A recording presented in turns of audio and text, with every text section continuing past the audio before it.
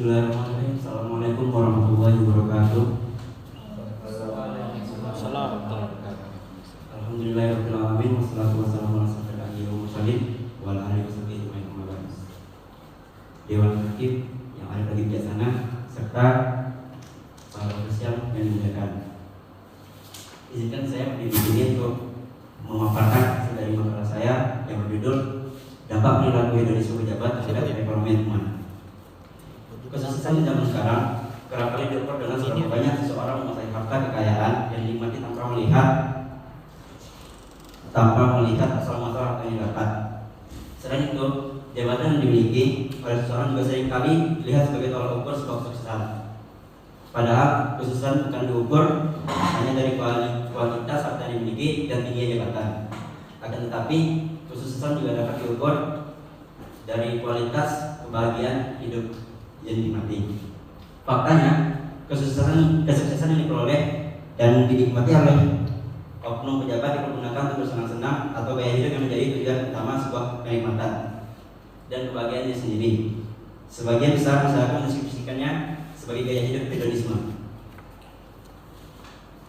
Apa itu hedonisme?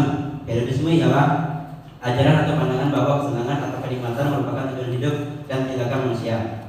Hedonisme atau juga dikenal dengan istilah materialistik merupakan gaya hidup yang sekarang banyak diperbincangkan di zaman ini.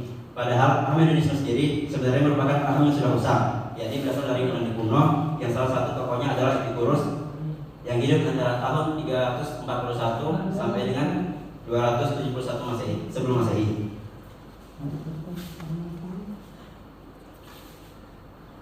Beberapa waktu lalu, Mario dan Satrio, anak seorang pejabat Dirjen Pajak, menjadi sorotan pajak publik karena melakukan penganiayaan terhadap korban bernama David. Setelah ditelusuri, ternyata Mario Dandi adalah anak dari salah seorang pejabat, yaitu Rafael Alun Trisambodo yang ternyata memamerkan gaya hidup mewah. Dampak dari kasus penganiayaan sang anak pejabat ini tentu saja akan berdampak sangat besar bagi upaya pemerintahan untuk menaikkan pendapatan pajak. Pemerintahan akan makin berat dalam menjalankan roda pemerintahan karena sebagian besar APBN kita berasal dari pajak. Defisit APBN kita tentunya akan makin dalam. Dan jika ini benar-benar terjadi, maka jalannya roda pemerintahan benar-benar dalam bahaya. Kemudian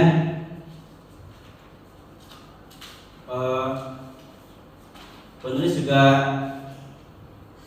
membawa surat dalam hal ini pada surat Al-Kasr ayat 1-2 yang bunyi Al-Hakum Takatur Hatta Zurkumul Makobir, yang artinya bermegah-megahan telah melahirkan kamu sampai kamu masuk ke dalam kubur.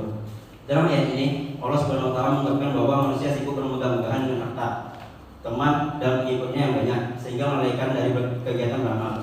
Mereka asik dengan berbicara saja, terpedaya oleh pertemanan mereka dan teman sejawat tanpa memikirkan amal perbuatan yang bermanfaat untuk diri dan keluarga mereka. Adapun upaya pemberantasan perilaku hedonisme yang ditulis oleh penulis ialah satu, mengubah mindset konsumtif menjadi produktif. Yaitu mengubah mindset konsumtif jadi produktif. Anda harus memiliki pola pikir memandang sesuatu berdasarkan produktivitasnya.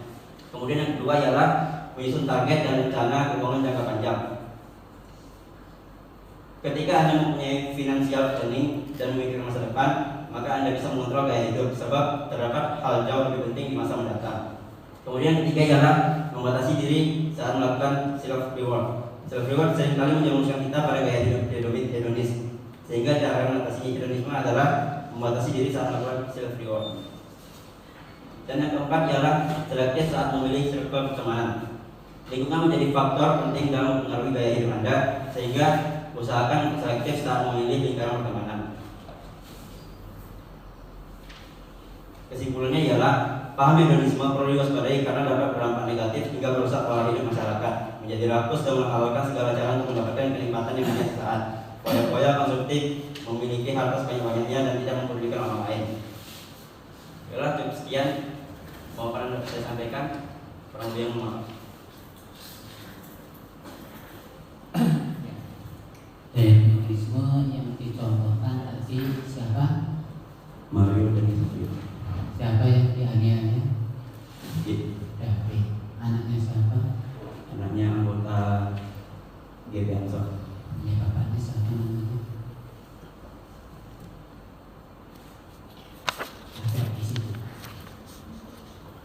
solihin. Jadi hedonisme itu hidup gimana hedonisme? Gambaran hedonisme gambarannya seperti apa? Gambarannya seperti hidup berfoya-foya lalu diposting di sebelah. Kalau tidak foya-foya tidak apa-apa ya. Karena yang tidak banyak itu hidup berfoya-foya itu hedonisme gitu ya. Tapi kalau duitnya banyak tidak hedonisme kan? Kalau tidak difoya-foyakan nanti pamerkan. Tidak apa-apa ya. Ini kalau yang biasa yang hedonisme itu foya-foya laki-laki perempuan.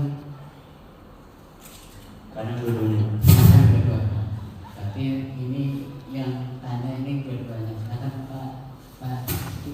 Nanti yang pertama Pak Juki, kedua Ibu. Baik, terima kasih.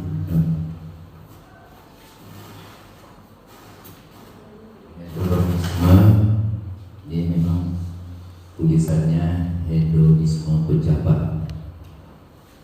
Jadi rakyat jelata tak ada dibahas. Pejabat aja nih. Pertanyaan saya menyangkut tentang itu.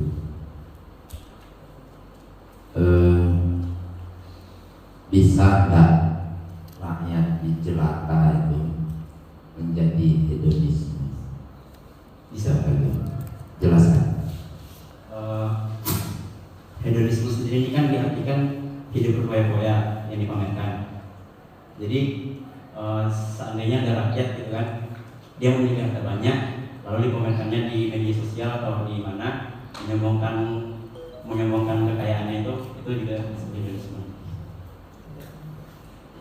Jadi nanti saran dari kami, silakan pakai pejabat, tapi rakyat jelata juga bisa buat hedonisme.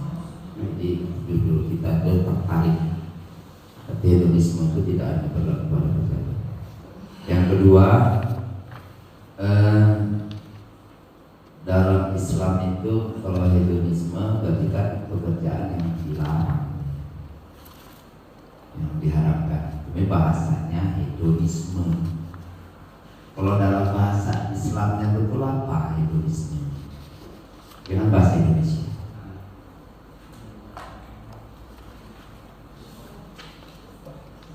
Karena kita eksplor Al-Quran.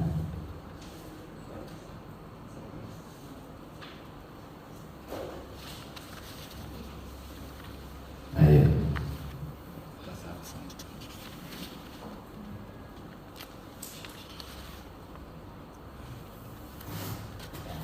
Ya, bisa.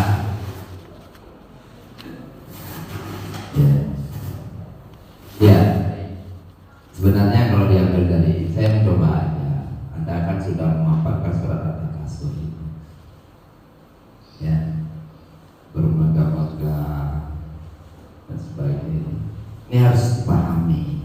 Jadi ketika Anda mengeksplor Al-Quran, surat Al-Kasur itu, Anda karena ini sumbernya betul, ya, jadi cari lagi. Bisa saja sinonimnya orang yang ria, orang yang sombong, takabur, kan memanfaatkan, memamerkan harta. Kan hedonisme kan seperti itu tadi Anda bilang.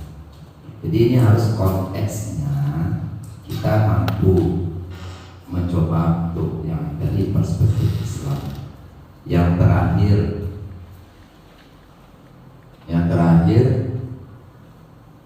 kalaulah siapa namanya tadi pelakunya? Mario.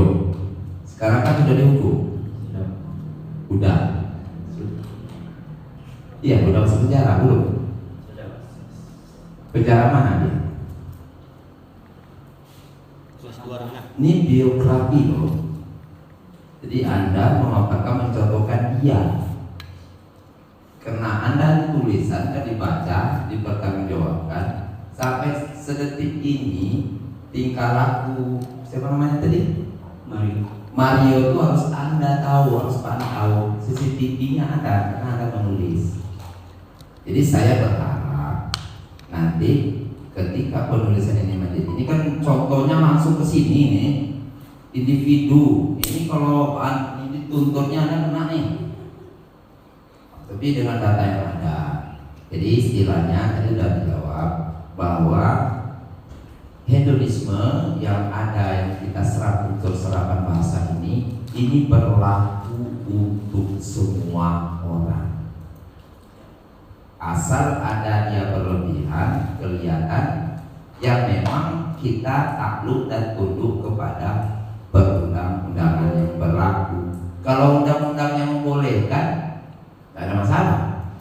Dia kan ini kan sampai Mario ini masuk penjara, dia memukul, baru dia apa? Jadi proses hedonisme penilaian seseorang itu ketika terjadi sesuatu, jadi kausalitas ya Pak, dia menjadi dikait-kaitkan. Baik, saya rasa itu aja pertanyaan. Saya singkat saja, jadi bahan.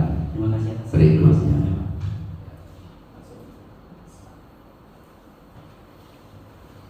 Kita berbicara tentang hedonisme tadi seperti yang dikatakan oleh Bapak Rezeki, bahwa hedonisme ini lebih identik ke negatif. Tapi di makalah saudara, saya tadi menemukan satu paragraf Kayak definisi. Mana di muka tulisan? Ya. Bahwa hedonisme itu ada sisi positifnya.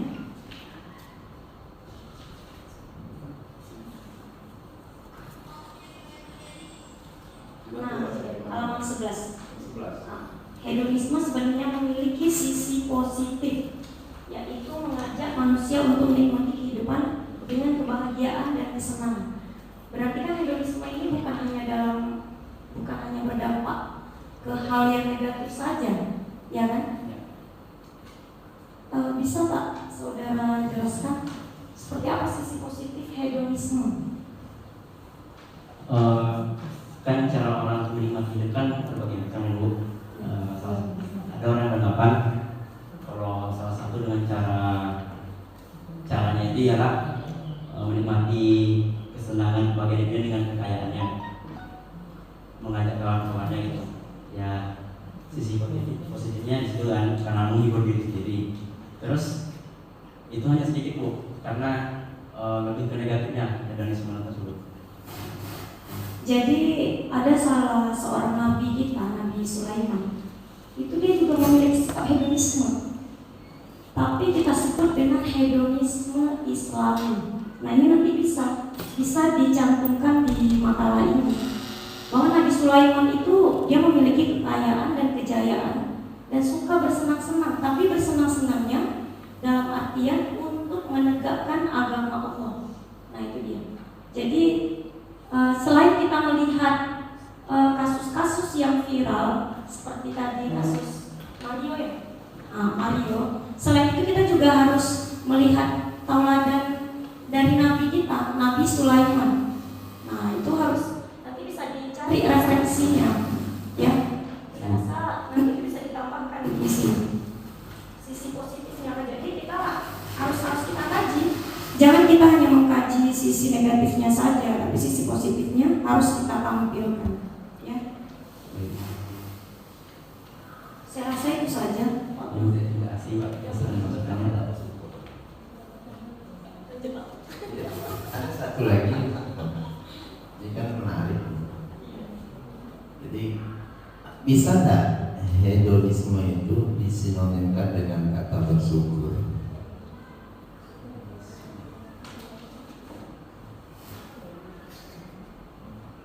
Bisa.